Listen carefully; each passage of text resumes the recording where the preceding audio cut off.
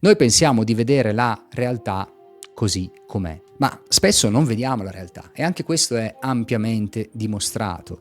Il nostro cervello costruisce istante per istante la realtà e vi dico di più.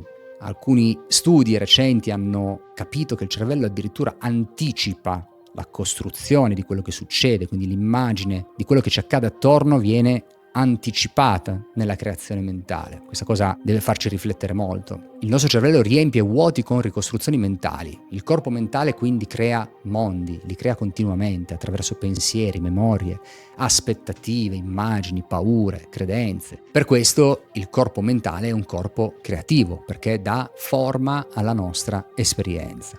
Non crea necessariamente la realtà esterna in modo magico, immediato e materiale, come spesso viene detto in modo un po' superficiale, ma crea il modo in cui abitiamo la materia,